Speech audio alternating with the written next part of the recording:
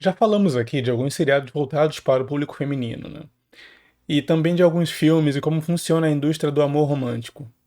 Mas há um ponto que acaba sendo inclusive prejudicial e destrutivo para as próprias mulheres.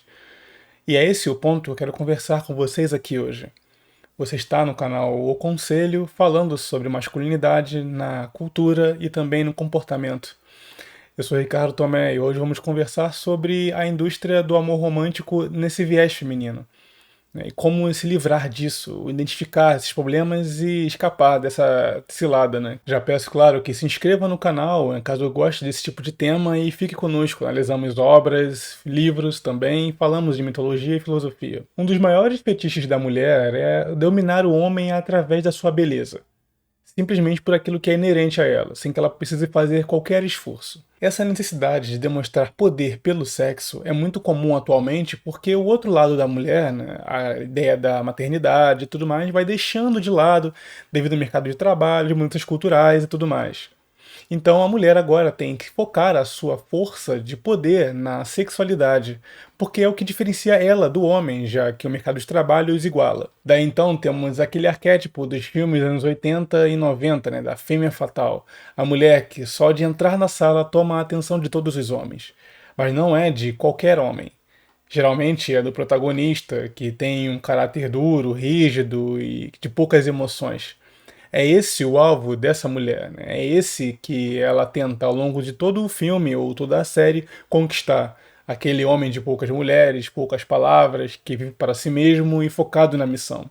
O desejo da mulher, então, nesse tipo de obra, é desviar o homem do seu objetivo através da beleza. E essa é a questão. Ela não quer conquistar o homem de baixo valor ali.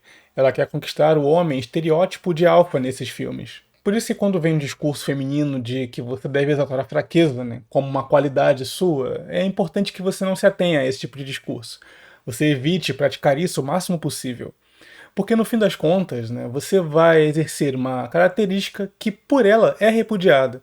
Então é importante focar nas ações do que nas palavras da mulher, né? Então quando ela diz de você o que deseja para você ou o que deseja de você, é bom ser cético quanto a isso.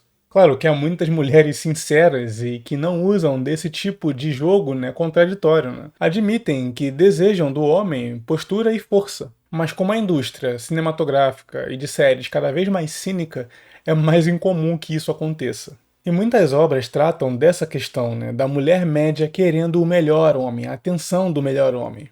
Porque quando não é uma fêmea fatal, típica, atravessando a sala e conquistando a todos apenas com um olhar, é a mulher sem atrativo nenhum e que a reviravolta da trama desse filme é fazer com que ela tenha um valor revelado ao longo da jornada do filme.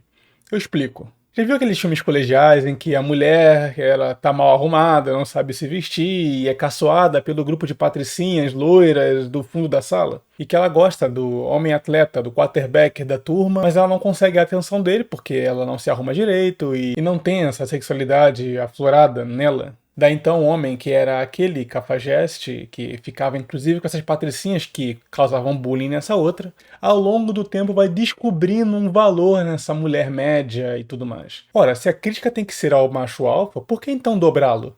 Por que a mulher média não se casa com um beta sensível, né, e não destacado? Nesses filmes isso é uma contradição. Essa é a questão, porque esse homem beta para a mulher é invisível.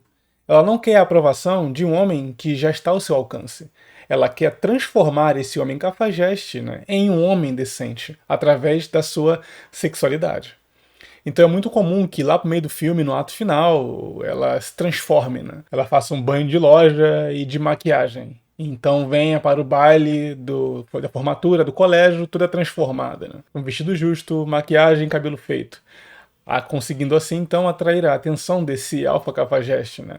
E ele descobre então que sempre gostou dela e que só não tinha olhos porque era cego e burro. Então é a mulher média, né, conseguindo através da beleza, né, transformar esse homem ruim e destrutivo em um homem bom. Esse é o fetiche feminino dessa ideia de ser o remédio de homens ruins. Eu já falei isso na minha crítica à série Sex Life, se eu não me engano. Vou colocar em algum card aqui. Redimir caras ruins e transformá-los em escravo é um dos fetiches que a propaganda feminina faz atualmente, né? A mulher média não quer o cara médio, quer transformar o ruim em bom.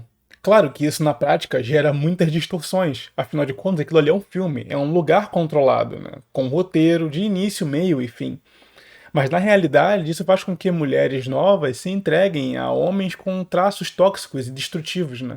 E claro, esses homens não se dobram, né? Esses homens, inclusive, intensificam ainda mais os seus abusos de comportamento e emocionais. Então, achar que a mulher vai transformar esse homem ruim em algo bom também, como acontece no filme, é assinar a sua sentença, né? E aí gera essas famílias disfuncionais, esse critério distorcido, não focado nos valores, mas na capacidade do homem de demonstrar agressividade e tudo mais. E, claro, doutrinando culturalmente mulheres jovens a se lançarem nos braços de uma paixão destrutiva.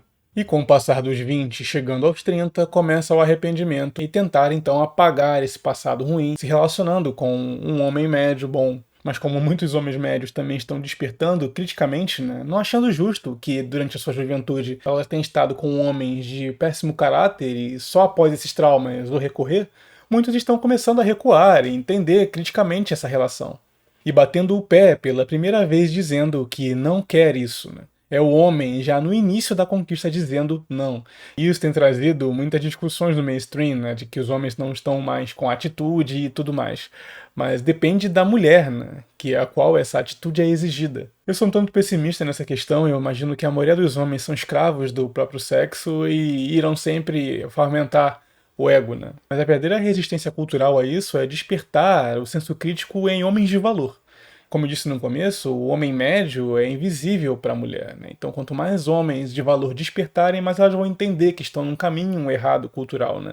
E irão sentir, né, na pele esse tipo de consequência pelas suas atitudes. Então, não é o adolescente com problemas emocionais, com aparência e autoestima destruída, que irão surtir um efeito cultural. E sim o homem de valor, que possui um bom emprego, uma vida intelectual ativa, uma vida social ativa, né, que cuida de si mesmo e que fala, pela primeira vez, não. Eu não quero me sujeitar a isso. Valorizando assim mulheres equilibradas e sensatas que tiveram uma jornada emocional sólida e que não usem o relacionamento no final dos 20 para se redimir. Se gostou dessa mensagem e se ela faz sentido para você, eu peço que curta e compartilhe esse vídeo, né? E caso queira aprofundar ainda mais esse tipo de debate, diretamente conosco temos um grupo chamado Autoconselho, onde falamos sobre relacionamentos e também na filosofia e na cultura. Então, você será muito bem-vindo a participar dele. Eu sou Ricardo Tomé, falando e escrevendo pelo Conselho. Até mais.